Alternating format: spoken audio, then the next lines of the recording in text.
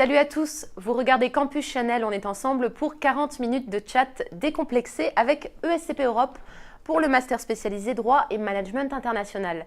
Et avec nous pour en parler aujourd'hui, Gilles Pilet qui est le directeur scientifique du programme et Hélène Goupil qui est étudiante promotion 2017. Donc elle a terminé, ils attendent vos questions, on commence tout de suite avec le pitch.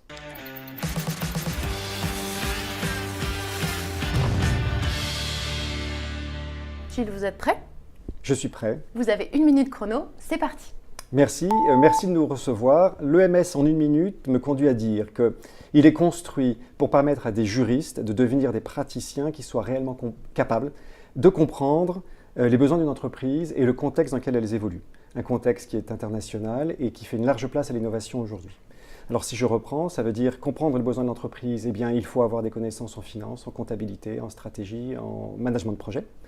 Le contexte international dominé par les anglo-saxons, eh bien, ça veut dire qu'il faut étudier à la fois à Paris et à Londres. Et nous avons des cours répartis sur le campus parisien au premier semestre et à Londres au second semestre, notamment pour suivre les cours, une partie des cours du LLM de Queen Mary University. Et enfin, l'innovation, eh bien, le master spécialisé, les étudiants du master spécialisé ont créé la clinique du droit pour travailler avec les startups de la Blue Factory, qui est l'incubateur hébergé par ESCP Europe. Et très bien, vous êtes parfaitement dans les temps. On passe au face-à-face. Continuez à nous envoyer vos questions. Elles s'affichent ici. Allez, la régie, on envoie la première question. Du coup, vous pouvez la lire. Alors bonjour, je suis diplômé d'une école de commerce concurrente avec une spécialisation en finance. J'aimerais savoir si votre master est réservé aux juristes. Merci. Excellente question, puisque j'ai commencé à présenter le MS en expliquant qu'il était fait pour que les juristes deviennent des praticiens ça n'exclut pas, même si ce n'est pas la part majoritaire des candidats du MS, que des étudiants venant d'une école de commerce passent par ESCP, mais il faut avoir une bonne raison pour cela. Et c'est quoi une bonne raison ? Une bonne raison, ça veut dire, alors c'est faire le chemin inverse, c'est-à-dire que les étudiants, la plupart du temps, comme Hélène, viennent après avoir déjà acquis des connaissances en droit, trouvé des connaissances en finance ou en comptabilité et en matière de gestion, mais vous avez des étudiants qui ont fait ce parcours-là, qui viennent chercher plutôt l'aspect juridique, et qui va avec et qui doit s'articuler pour leur permettre d'atteindre un poste ou un certain rang dans l'entreprise. Et on a eu l'exemple l'an passé.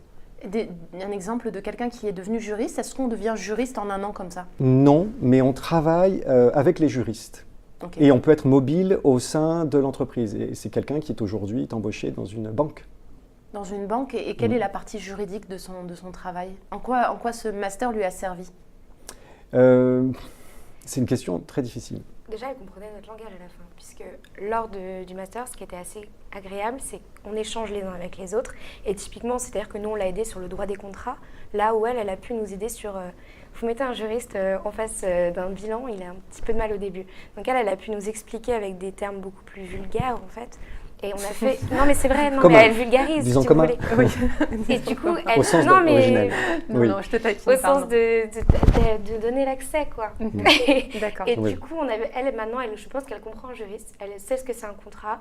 Et ça peut lui permettre de comprendre dans la globalité pour son métier, en fait. Ok. Est-ce que toi, alors, le fait d'être mélangé avec des non-juristes, tu t'es pas dit, mince, c'est dommage, on a des cours de droit, je revois des choses que je connais déjà avec mon master de droit. Non, justement, puisque moi j'ai fait ce choix de ce master-là puisque ça me permettait d'avoir accès à des matières juridiques que je n'avais pas déjà faites. Je ne voulais pas faire 1 année supplémentaire juste pour faire des nouveaux examens et avoir un nouvel mise sur mon CV. Ce que je voulais vraiment, c'était voir un autre axe du droit. Et c'est ça, c'est que c'est un côté hyper pratique. On voit des clauses, on voit de la négociation dans les contrats internationaux. Donc, c'est pas du tout redondant. Ok. Alors, au niveau des profils, donc on a des juristes avec un master de droit. Vous dites que vous acceptez aussi les étudiants d'école de commerce. Est-ce qu'il y a un autre type de profil que vous avez déjà eu dans vos promotions ? Le plus varié qu'on ait, si je cherche à avoir le panel complet, essentiellement, on peut dire à 90% des étudiants qui viennent de l'université, mais aussi parce que c'est pour l'instant... L'université offre une des meilleures formations qu'on puisse avoir en droit pour aller loin en droit. C'est le système français avec 5 années de droit, à la différence des anglo-saxons qui vont faire autre chose avant. Et donc on creuse, on a des gens qui savent conceptualiser. L'école de droit de Sciences Po produit des gens qui sont aussi de très bonne qualité. On a eu des étudiants qui pouvaient venir de l'école de droit de Sciences Po. Maintenant, ce n'est pas une vague importante qui arrive chaque année. Et école de commerce, moi, pour la première fois l'année dernière, j'ai eu la question posée parce que je ne dirige ce diplôme que depuis 3 ans. Donc c'était une première. Je me suis tourné vers mes collègues qui avaient plus d'expérience, qui m'ont dit ça s'est déjà produit et ça marche toujours très bien. Il faut, encore une fois, j'en profite pour insister sur ce point, que l'étudiant qui vient sache exactement quel est le poste qu'elle veut occuper et donc les raisons pour lesquelles ce qu'on apporte en droit va être vraiment indispensable. Ok. Et ce qui était le cas. Alors vous dites qu'elle veut occuper, vous avez beaucoup de filles dans la promotion? J'ai les chiffres en tête puisque je me suis posé la question avant de venir. Moi, j'avais l'impression que c'était une égalité quasi parfaite. En réalité, c'était 42% et 58%. 42% De filles, pardon, et 58% d'hommes. Ok. Sur cette promotion-là, Oui, l'année dernière, c'était l'inverse. Ok. On était plus de filles. Donc c'est 50-50 C'est grosso modo. Complètement. d'accord. Ou j'ai peut-être mélangé les chiffres. Mais on n'est pas loin de la Mais dans le parité. Vous êtes pas loin de la dans le sens parité. qu'une fille, Ok. enfin, Sachant que c'est le complètement fruit- présente, quoi. Oui. Pardon, c'est le fruit du hasard. Je ne recrute pas pour avoir, je devrais peut-être, mais je ne recrute pas en me disant je dois avoir absolument le même nombre d'hommes et de femmes. Mon obsession, c'est d'avoir des bons profils avec des bons juristes parce qu'ils seront juristes après en entreprise, en cabinet ou en fonds d'investissement et on va leur demander de faire du droit.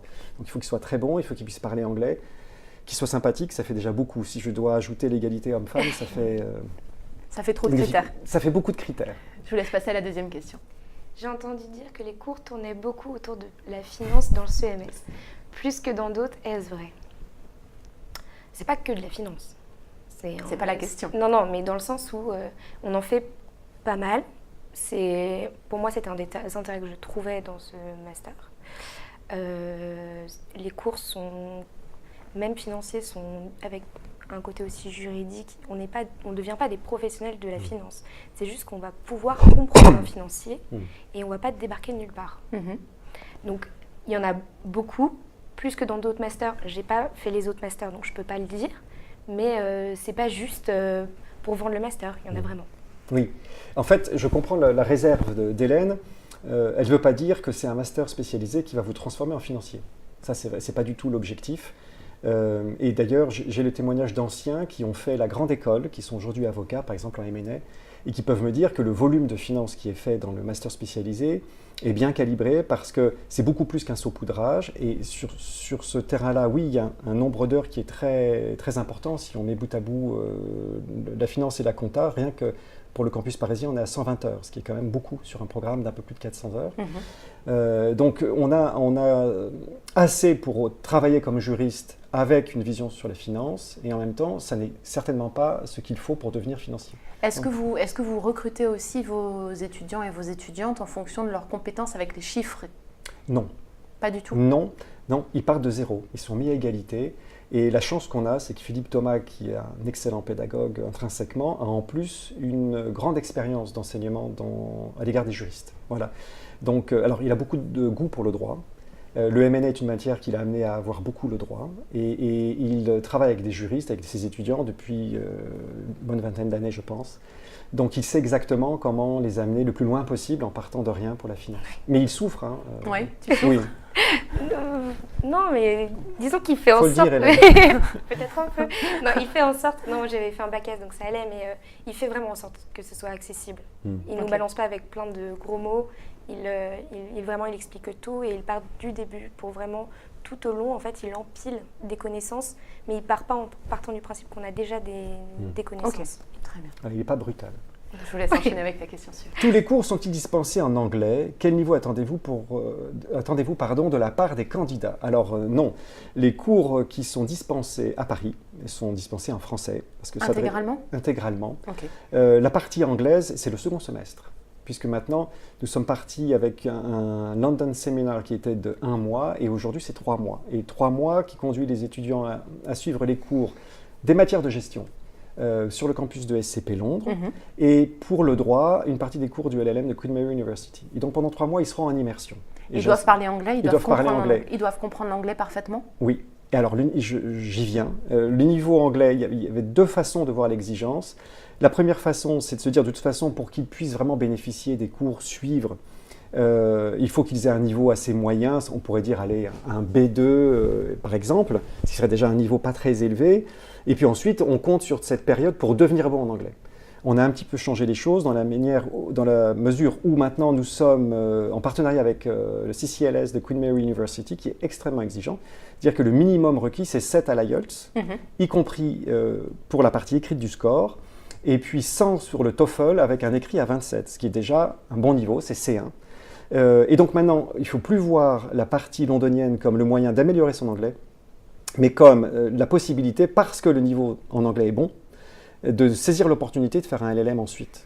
Est-ce que ça veut dire que ces critères-là que vous avez cités sur l'IELTS et le TOEFL, vous allez les appliquer dès l'entrée dans le master? Oui, parce qu'on ne peut pas se permettre de recevoir des étudiants, de leur faire débuter le parcours et ensuite de leur dire qu'à Londres, ils ne pourront pas assister aux cours. C'est simple. Okay. Si on avait des étudiants qui n'ont pas le niveau en anglais, Queen Mary n'ouvrirait pas ses portes. Donc c'est une énorme exigence parce que ça veut dire que tous ceux qui nous regardent, qui veulent candidater, sont obligés de se mettre à niveau. Donc ils vont peut-être beaucoup souffrir jusqu'à la prochaine session. Là, on a en janvier une première session qui arrive. S'ils n'ont pas le temps, ce sera après en avril. Mais ce coût d'entrée, pour eux, ça va les mettre à un niveau qui les rendra à l'aise pour la suite de leur carrière en France ou en Angleterre. L'IELTS, c'est un score extrêmement reconnu. C'est une référence pour beaucoup d'employeurs. Queen Mary University, c'est aussi une référence. Donc, vous souffrez pour vous mettre au niveau d'accéder aux deux, un bon niveau d'anglais et Queen Mary, et après, voilà, les choses se passent bien. Alors, tant que vous parlez de Queen Mary, je vais vous laisser prendre la question suivante puisqu'on est sur le même sujet. Pourriez-vous nous en dire plus sur le trimestre à Londres? Comment faire pour obtenir le LLM? Donc le trimestre à Londres, à chaque fois j'ai l'impression de me répéter un peu parce que je donne quelques pistes dans les réponses précédentes. Il y a une partie consacrée à la gestion, campus londonien, et là c'est très exactement ce qu'a connu Hélène, elle pourra donner le détail. Et on voit de la finance, on voit du project management. J'ai inséré, il y a une petite nouveauté, c'est-à-dire qu'il y aura de la stratégie mais vue aussi comme science des organisations, avec une enseignante qui travaille, qui a pour objet d'étude des cabinets d'avocats. Okay. Et donc qui voit quelle dynamique donne la structure qu'on donne à son cabinet, ce qui est essentiel pour mes étudiants. Et ensuite, il y a 2 modules, ça peut paraître un peu léger, 2 modules du LLM de Queen Mary University. Et 2 modules, ça veut dire qu'en face à face, vous avez à peu près 24 heures. Il faut ajouter ensuite l'assessment qui fait qu'on arrive à l'équivalent à peu près de 30 heures pour des critères français. Mais pour 2 heures en face à face, il y a 6 ou 8 heures de préparation. Donc si vous regardez sur l'ensemble, ça veut dire que vous avez 180 heures de travail en amont. Et alors ces 2 modules, c'est sur un total de modules de combien? Sur 5. 5 modules à choisir, qui sont tous en ligne avec l'ADN du master spécialisé, et donc qui vont tourner autour du droit bancaire, du financement de projet, du droit financier, du droit boursier, et puis du M&A bien sûr. Et quand on veut obtenir son LLM, qu'est-ce qu'on doit ajouter en plus de ça? On doit ajouter, et là je dois dire que je n'ai pas une réponse assez précise, le maximum ce sera d'avoir ajouté 4 modules, mais il faudrait que je creuse, le partenariat est tout neuf, on a signé là. On peut, avec 2 modules supplémentaires et ce qu'ils appellent une dissertation, ce qui est en fait un gros mémoire, on peut valider son LLM. Et il faut savoir, alors ça, j'ai échangé avec vis-à-vis de Queen Mary University quand je suis allé voir mes étudiants là au début du mois. Et l'un m'a dit qu'en fait, il y avait cette possibilité-là aussi, mais il faut que, pour vous répondre précisément, il faudrait que je regarde quel module permet d'avoir cette voie un petit peu plus rapide. Une dernière précision, pour avoir le LLM, on peut choisir le campus de Queen Mary que l'on veut. Ça peut être à Londres, ça peut être à Paris, ça peut être Singapour. Ok, très bien. Alors, de ton côté, toi qui as vécu Londres, peut-être pas sous les mêmes conditions, mais ceci dit, tu as quand même suivi un trimestre de cours à Londres. 2 mois. 2 mois de cours à Londres. Qu'est-ce que ça apporte le fait de traverser la Manche pour suivre ces cours-là? Alors tout d'abord, déjà tous les cours sont en anglais, mine de rien. On avait mais le problème c'est que ça ne sera plus appliqué, mais on peut remettre, je pense, les bénéfices sont les mêmes. C'est que c'était dispensé notamment à la City Law School par des professeurs de droit anglais. Nous, c'était pas du droit en anglais, c'était vraiment une vision vraiment d'outre-Manche de la matière. Donc en fait, ça nous permet de comprendre, parce que dans des négociations plus tard, on est amené à manipuler du droit anglais. Et ça nous permet de comprendre et d'avoir des réflexes, puisqu'on reprend notamment toute l'élaboration d'un contrat. Donc pour moi, c'était vraiment l'atout majeur. Hormis le côté très agréable non, mais c'est vrai, ça fait aussi partie de l'apprentissage de l'anglais, d'aller dans la ville, de discuter avec des gens. Non, vraiment, très bien. Et ça aide à entretenir les liens aussi pour plus tard dans la promotion. puisque moi je considère que c'est très bien, le monde de la place parisienne est très petite, Mhm. donc connaître des gens, pouvoir demander des conseils, échanger assez rapidement, c'est très agréable. Et Ça vous soude la permet promo, c'est ça que tu dis. complètement. Ok, très bien. Je vous laisse enchaîner avec la question suivante. Allez-y, Hélène. Êtes-vous ouvert à ceux qui souhaitent passer le CRFPA pendant leur formation? C'est une question très classique. Je suis sûr qu'Hélène a des choses à dire parce Est-ce qu'elle a que eu... tu l'as passé? Non, pas du Non, tout. mais Non. dans la promo, c'est un sujet qui est très souvent abordé. Oui. Moi, je suis tout à fait ouvert. Après, je ne saurais conseiller aux étudiants de choisir cette période-là. L'idée, c'est qu'on veut dépayser les étudiants en leur faisant abandonner des réflexes académiques. Pas abandonner le droit ou leurs connaissances, mais la perspective n'est pas la même. Ils vont être séduits, attirés, découvrir plein de choses et qui ne seront pas du tout dans la ligne de ce qu'on va attendre pour passer le CRFPA. Donc, il va y avoir une question, deux obstacles à cette démarche. D'abord, le fait que l'orientation est tellement différente qu'on ne peut pas compter sur l'EMS pour nourrir la préparation. Et deuxièmement, la préparation des cours du MS, le suivi des cours, les exercices à réaliser sont très prenants. C'est un gros volume d'heures. Donc le temps qu'on peut sauver pour préserver, pour pouvoir préparer vraiment cet exercice académique, c'est délicat. Vous n'avez pas aménagé de, par exemple, leur proposer des cours en moins pour ceux qui veulent se préparer au CRFPA? Non, c'est extrêmement compliqué. Moi, j'adorerais avoir vraiment un programme sur mesure en fonction des spécialités, faire des accents différents, tout à option, mais on ne peut pas. Surtout qu'on a cette contrainte maintenant. Londres, le second semestre est complètement réservé à Londres, donc cette souplesse, elle devrait être sur le premier semestre à Paris. Et là, on a une marge de manœuvre qui est trop étroite. Et lors de ta promotion, des gens l'ont préparé quand même? Oui, mais surtout, si je peux me permettre d'ajouter, c'est que c'est un an, mais c'est qu'un an. Pour apprendre vraiment, pour avoir le bénéfice du master, c'est-à-dire une complémentarité par rapport à ce qu'on a déjà appris. Le CRFPA, c'est le résumé du passé, en fait. Donc c'est un peu dommage de ne pas profiter pleinement de cette année pour passer le CRFPA. Okay. D'autant plus que donc, nous avons, il y a des amis qui l'ont passé et là, et en rentrant au début, en septembre, et là, cette année, c'est-à-dire à la fin du master. Les premiers, ils ont mis longtemps à intégrer la promotion parce que à chaque fois, il fallait qu'ils rentrent pour bosser. Voilà. Les succès ont été mitigés. Okay. Au deuxième, donc c'est-à-dire à la fin, une fois qu'on rentre à Paris, on a notre master, on a un stage à faire. Donc c'est faisable, il y en a qui l'ont eu, mais ça demande beaucoup de sacrifices. Ok. Alors on va faire une petite pause dans les questions et on passe aux 3 mots max.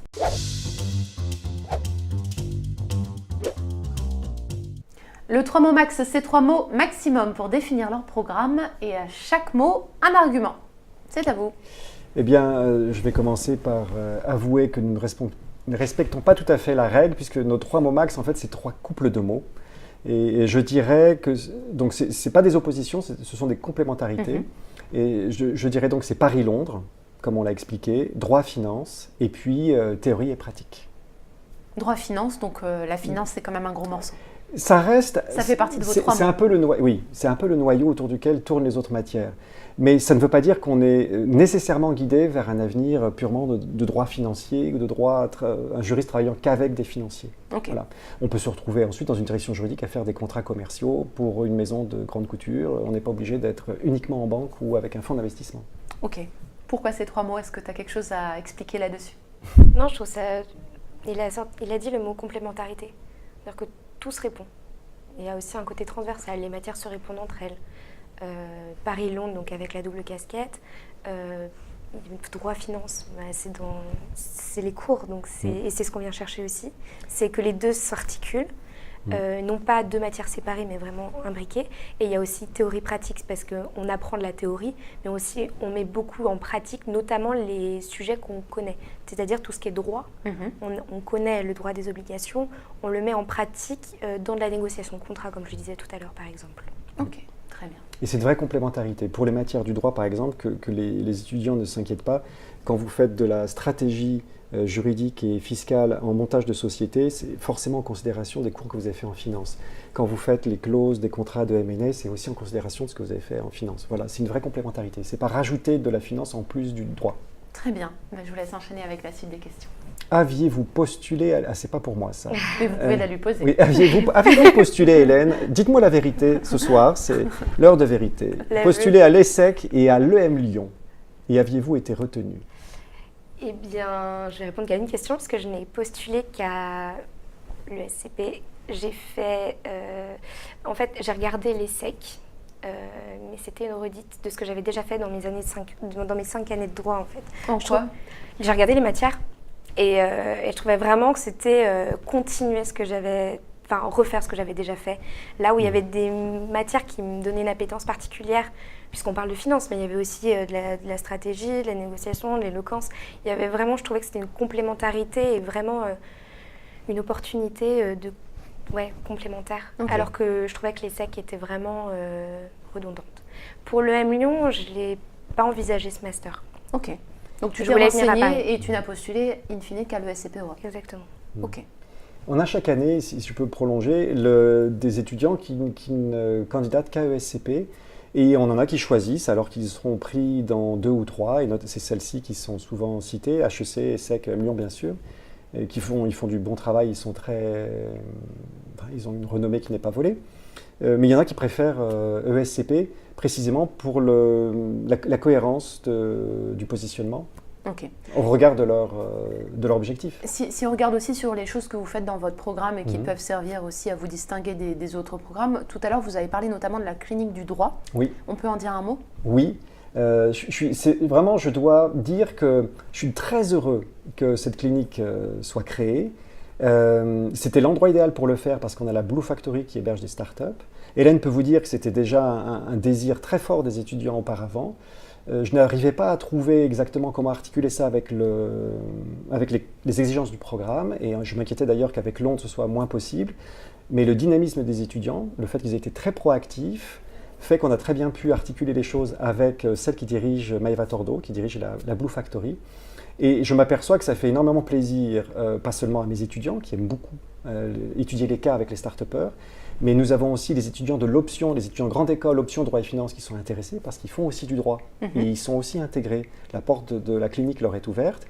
Nous avons aussi d'autres EMS, comme Entreprendre, Innover, où ils sont très heureux aussi, ils ont des projets et ils sont contents d'avoir les juristes de la clinique.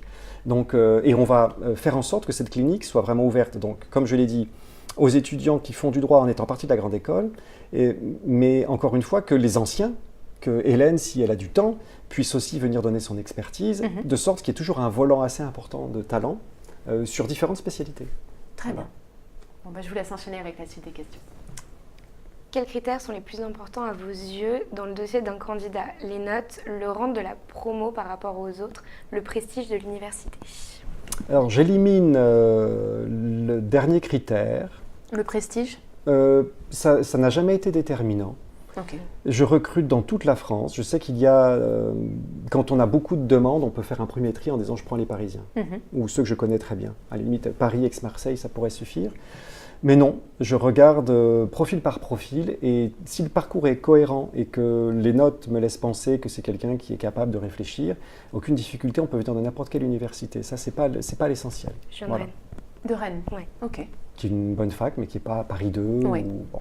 Et au niveau des notes? Et alors, au niveau des notes, je regarde surtout s'il n'y a pas un décalage entre l'objectif qui est mis en avant par l'étudiant et les notes qu'il a reçues jusqu'à présent. C'est-à-dire que si c'était une catastrophe systématiquement dans les matières, par exemple le droit des sociétés, et qu'il dit moi je veux être en corporate, je comprends qu'il y a un décalage, qu'il est en train de rêver un parcours qui n'est pas forcément celui qu'il lui faut. Et quand vous dites des notes catastrophiques, c'est quoi des notes catastrophiques? Les notes catastrophiques, c'est quand vraiment, pour moi, c'est dès qu'on est en dessous de la moyenne en réalité. Mais si on a 12, 13, ça peut vous suffire honnêtement?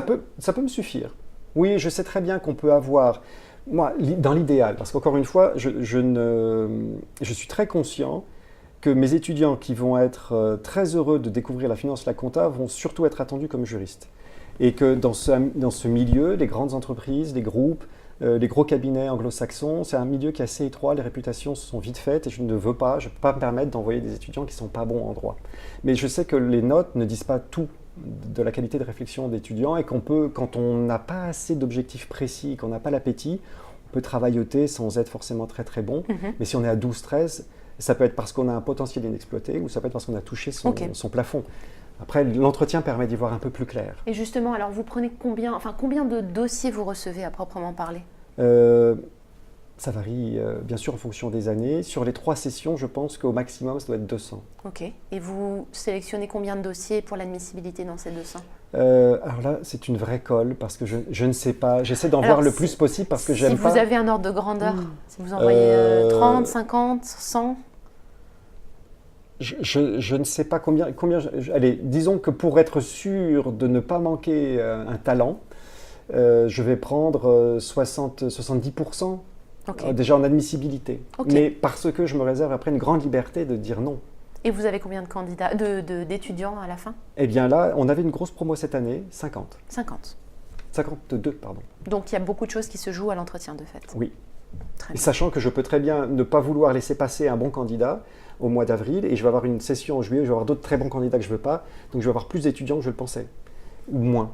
Okay. C'est pas du tout une science exacte. Je pense que l'entretien, ça intéresse pas mal les internautes aussi apparemment, donc je vais vous laisser lire la question.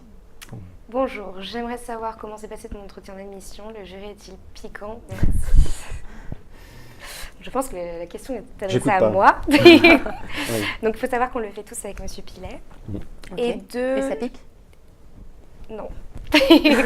Non. Moi, j'ai pas trouvé. Franchement, okay. Il n'y a pas de... Il n'y a pas de méchanceté, il n'y a pas nous rendre mal à l'aise pour le plaisir sadique de nous rendre mal à l'aise, loin de là. Il n'y a pas de question piège? Ça dépend ce que c'est une question piège. Si c'est une faiblesse pour nous et qu'il le pointe, c'est une question piège, mais il faut qu'il sache si on correspond au master et surtout si le master nous correspond. Mais il n'y a pas de tentative de déstabiliser le candidat pour voir ce qu'il a dans le ventre, comme ça se fait parfois? Non, moi par exemple, j'ai rigolé beaucoup dans mon entretien, ça a été un vrai échange. Je pense que ce que M. Pilet cherche à faire, c'est savoir si déjà on va s'intégrer au master, mais si même plus tard on pourra s'intégrer dans une entreprise, dans un cabinet. Donc poser des questions sur notre CV, poser des questions de droit pour savoir, je pense, s'il y a des difficultés ou des faiblesses. Et puis le feeling, savoir si la personne peut s'intégrer plus tard dans une équipe. Et alors tu disais, on pointe du doigt les faiblesses, donc ce qui est plutôt normal, mais par exemple pour toi, à quel moment tu t'es dit, ah bah là je suis un petit peu embêtée, il a mis le doigt sur une de mes faiblesses? C'est loin maintenant. Alors déjà c'est loin. Et puis il y a cette espèce de blocage, une fois qu'on sort, on ne se rappelle plus trop combien de temps ça a duré. Ça s'appelle un peu la couleur du moment, voilà. Le détail. Qu'est-ce qui pourrait, alors je vais vous poser la question, qu'est-ce qui pourrait vous faire penser que ça c'est une faiblesse chez un candidat? Il y a des gens qui rêvent. Alors la faiblesse d'un choix, pas du candidat, alors je ne réponds pas tout à fait à votre question, mais celui qui veut rattraper un CV qu'il estime lacunaire ou trop faible avec le nom d'une école, mais sans pouvoir faire le lien avec son projet. Okay. Ça, c'est une vraie faiblesse, c'est certain. Ensuite, il y a le problème du niveau de langue. Et une vraie faiblesse, ça peut être un orgueil qui fait qu'on ne veut jamais s'exposer et qu'on craint d'être exposé. Et donc, on se cache derrière une présentation très, très lue, récité et formaté, et puis on refuse de... Par exemple, j'interroge en anglais. J'ai moi-même pas un anglais parfait, mais j'interroge quand même en anglais, parce qu'il faut que je vois comment il réagit. C'est celui qui refuse, qui est très réticent dans le fait d'aller sur un terrain où il n'est pas à l'aise. Ce sera aussi une faiblesse. Ensuite, si on dit des âneries énormes sur un sujet qu'on a mis en avant dans son CV en disant qu'on a travaillé la question et que c'est l'objectif plus tard et qu'on n'est pas au courant, qu'on ignore que la réforme du droit des contrats est passée depuis 1 an, c'est une faiblesse. Très bien. Je vous laisse passer à la question suivante. Sur votre dernière promotion, combien de diplômés sont devenus avocats? Combien travaillent dans des directions juridiques? Il faut répondre en 2 temps. Il y a déjà ce que les étudiants veulent faire. Et en gros, Hélène, dites-moi si ça correspond, je dirais qu'il y a 40% qui visent le barreau, 40% d'entreprises, et qu'il peut y avoir 20% avec des objectifs un peu plus originaux. Mais ça peut évoluer en fonction des années. Qu'est-ce que vous appelez objectifs originaux? On fait une petite Par parenthèse. exemple, on va avoir quelqu'un qui s'est lancé dans le contract management, qui a été embauché à la sortie du MS pour être contract manager. Okay. Certains qui veulent se reconvertir complètement dans la finance, d'autres qui ont décidé de créer leur entreprise, travailler pour un fonds d'investissement, mais pas pour forcément direction juridique ou secteur corporate ou département corporate d'un cabinet. Donc déjà dans les objectifs, c'est relativement équilibré, mais il y a beaucoup de mouvements. L'entreprise et la direction juridique séduit beaucoup, le barreau fait craindre aussi beaucoup des heures de travail assez importantes et des rapports un peu plus brutaux parfois, donc ça peut évoluer en fonction. Et ensuite, ce que je note, c'est qu'il y a beaucoup d'étudiants qui changent d'avis en cours de route. C'est-à-dire qu'ils entrent dans le master avec une idée, je veux cela, donc leur parcours est cohérent, et puis ils découvrent, ils ont un point de vue différent, ils découvrent un paysage assez renouvelé, et là ils se disent « Ah mais en fait je peux penser à autre chose, en fait je peux voir plus loin ». Parce que cette articulation droit, finance et puis toutes les matières soft, ça ouvre pas mal de portes en réalité, donc ça permet d'envisager beaucoup de choses. Je vois Hélène que tu hoches la tête vigoureusement depuis tout à l'heure. C'est ce qui se passe d'accord. dans les promotions, les gens changent d'avis, d'idée de carrière. Tout le monde ne change pas d'avis, bien évidemment, mais il y a vraiment... déjà, le fait de pouvoir discuter entre nous, ça nous permet d'avoir des opportunités qu'on n'avait pas envisagées. On a beaucoup d'intervenants qui viennent et qui nous parlent juste...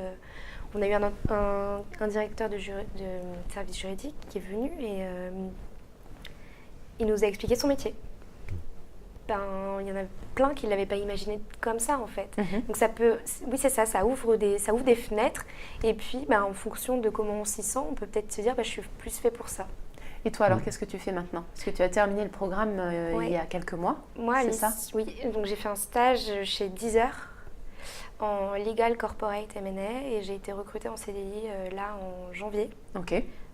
Chez Deezer, du coup. Et en quoi consiste ton métier? De quoi tu t'occupes pendant tes journées? Alors, déjà, on est une petite équipe, donc c'est assez transversal. On fait tout ce qui est le corporate droit des sociétés, qui est donc la gestion des sociétés du groupe. On fait la gestion de l'actionnariat, des salariés, certains contrats, les baux, vraiment tout. Et tout ce qui est la partie donc M&A, financement, etc. Tu savais, tu pensais à ce métier-là en intégrant le master spécialisé? Non, pas trop. Pas quelque chose qui me plairait autant. Et puis, par contre, en sortant du master avant de chercher mon stage, je voulais ça. Ok. Vraiment. Je l'ai trouvé en stage et j'ai eu la chance d'être prise en CDI. Alors, on va continuer dans un sujet sérieux puisqu'il est temps de passer à la question experte.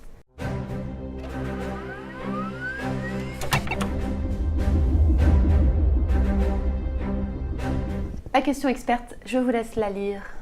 Après le Brexit, est-ce toujours une bonne idée d'emmener vos étudiants à Londres? C'est une excellente question et qui me fait sourire aujourd'hui. Bien évidemment, l'annonce du Brexit m'a un peu inquiété.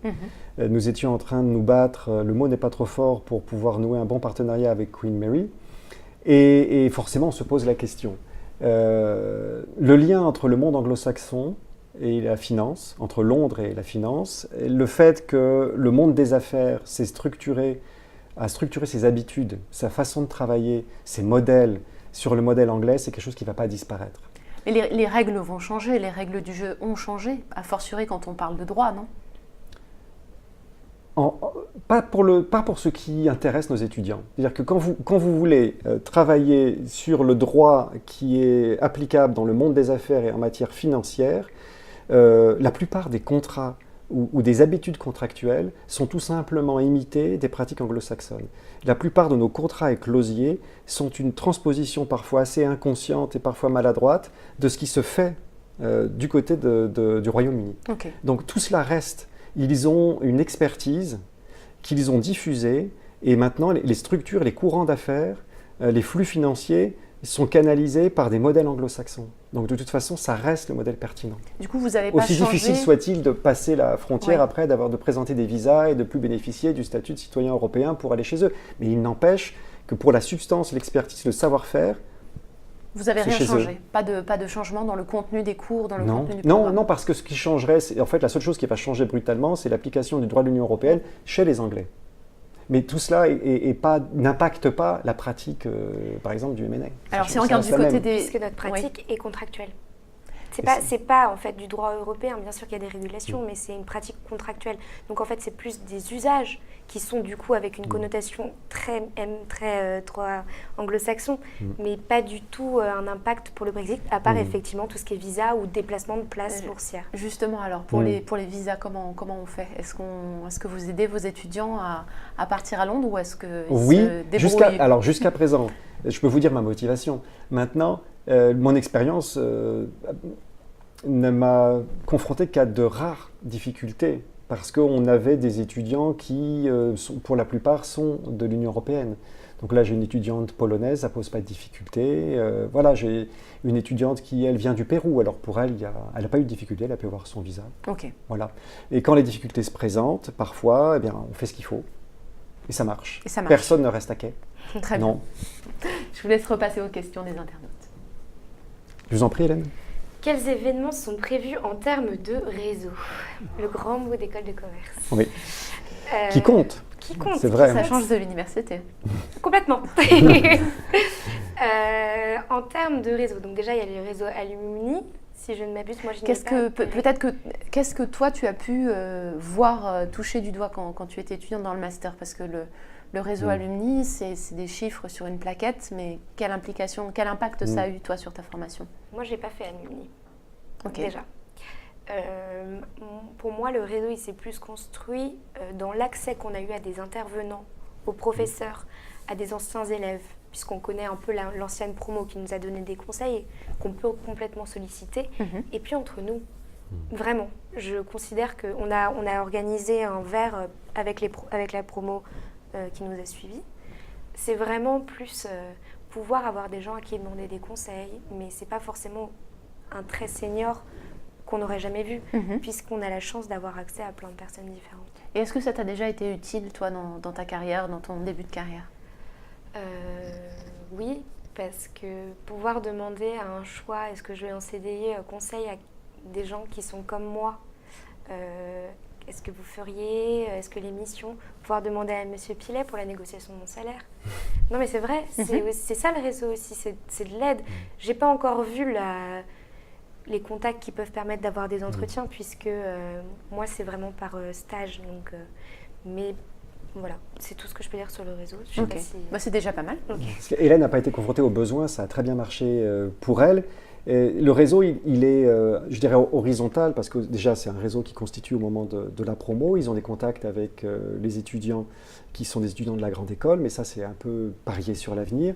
Et après, les intervenants qui viennent sont toujours extrêmement disponibles, laissent leur email, reçoivent, dirigent des thèses, prennent en stage. C'est un réseau qui n'est pas formalisé nécessairement. Et qui n'est pas affiché dans le cadre d'un ou deux événements où on instituerait un parrainage avec un parrain de promo qui viendrait faire des déclarations, parce que ce n'est pas forcément le plus efficace. C'est sympathique aussi, mais ce n'est pas forcément le plus efficace. En revanche, il est très facile de pouvoir contacter des anciens du master spécialisé, qui sont parfois intervenants ou non, des anciens de la grande école, parce qu'il y a un groupe profession juridique à ESCP Europe qui couvre à la fois les étudiants de la grande école et ceux du master spécialisé. Donc tout ça fait beaucoup de monde qui se répond. C'est vraiment un réseau, ce n'est pas une pyramide, donc on n'est pas obligé de grimper vers le sommet. Et ça marche de manière assez aléatoire, mais on a trouvé là encore personne qui se trouve en difficulté parce que ça marche de manière fluide. Très bien. Je vous laisse passer à la question suivante. Le rythme de travail dans ce programme est-il similaire à celui que tout apprenti avocat a pu expérimenter en stage dans un cabinet parisien? Le rythme de travail est similaire en ce sens où mes étudiants s'en plaignent. Comme ils pourraient se plaindre. Et là, je discutais avec mes étudiants à Londres qui m'ont dit vraiment le premier semestre, c'était extrêmement dense, parce qu'encore une fois, pour laisser la place à Queen Mary, à ce séminaire à Londres, il a fallu rapatrier beaucoup de choses au premier semestre. Et donc, il y a vraiment de la substance. Il y a vraiment l'idée qu'on n'est pas là pour uniquement que les étudiants soient contents, parce qu'on pourrait très bien animer pas mal d'ateliers, de sorte qu'ils trouveraient ça pas pesant et très différent de l'université. Mais si on veut transmettre un peu de substance et d'information, ça fait quand même un volume de travail et d'heures. Et là, le fait que tout soit assez rapproché, ça fait un travail très, très dense. Mais ce n'est pas la même pression. La différence, c'est qu'il n'y a que de la bienveillance à ESCP, qu'elle ne sera pas toujours présente en cabinet. Comment as-tu trouvé l'ambiance à l'ESCP, pas trop école de commerce? C'est une très bonne question, puisque moi, c'est une des choses qui m'a fait évacuer, notamment HEC, puisque c'était un campus éloigné de Paris, là où l'ESCP est dans Paris déjà. Donc, c'est pas trop école de commerce, j'ai envie de dire sortant de prépa, donc ayant envie d'air et de voir le monde. On a tous un objectif qu'on n'oublie pas, ça ne nous empêche pas, bien évidemment, de sortir ensemble, de déjeuner, de dîner. On a complètement accès aux événements de l'ESCP. Donc en fait, c'est un choix aussi. En même temps, en master spécialisé, on est plus vieux, donc on a peut-être moins envie des choses dont on avait envie à 18 ans. Et un petit peu moins le temps peut-être aussi. par rapport à la question précédente. Après, le temps se prend. On finit pas non plus à 6 h du matin pour retourner en cours à 8 h. C'est pas le bagne, loin de là. Mais il y a une bonne ambiance, grosso modo. Incroyable. Mais c'est resté mes amis et ça le saura. On en est tous sortis ravis. On se voit assez régulièrement encore. Vraiment, notre promo a été... Ah oui, je peux le dire. Monsieur Filet a incroyablement... Je ne dirai pas tout, mais je peux dire oui, ils sont très proches. Très bien. Mais je m'interrogeais sur le sens exact. École de commerce, pas trop école de commerce. Si c'est pour dire qu'il y a un soupçon que les écoles de commerce font beaucoup de vent et qu'il y a ce que certains appellent les bullshit classes, moi je ne vois pas ça à ESCP, parce que j'ai des collègues qui sont exigeants même en dehors du master spécialisé. Et dans le master spécialisé, on n'a que des gens qui essaient vraiment de faire travailler. Donc si c'est la légèreté qui est dénoncée, après, si c'est l'ouverture, le contact avec les entreprises, au contraire, oui, c'est très école de commerce. Je vois ça plutôt comme positif. Et l'ambiance. Alors je vais devoir vous arrêter parce que ça fait 40 minutes qu'on est ensemble. Si vous voulez bien ajouter quelques mots en guise de conclusion. Je vous en prie. Alors, qu'est-ce que je peux dire d'utile? Quelques mots. Du côté de SCP, ce qu'on peut promettre, c'est de la bienveillance, du professionnalisme et donc de la substance. Et ce qu'on attend des étudiants, c'est un gros engagement. Être proactif, ne pas juste attendre que les choses viennent et agir à tout niveau. Et je souligne encore une fois la merveilleuse initiative des étudiants qui a permis de débloquer la situation pour enfin mettre en place cette clinique du droit. Voilà, c'est ça, pour que ça marche bien, c'est ça. Hélène? Moi, je dirais accompagnement et opportunité. C'est-à-dire qu'on nous accompagne dans notre future carrière, justement en ayant des matières complémentaires. Et c'est une opportunité de donner ce qui manquait après 5 ans de droit, en fait. Super. Merci beaucoup à tous les deux d'avoir été avec nous. Merci. Et merci à vous de nous avoir suivis. À plus.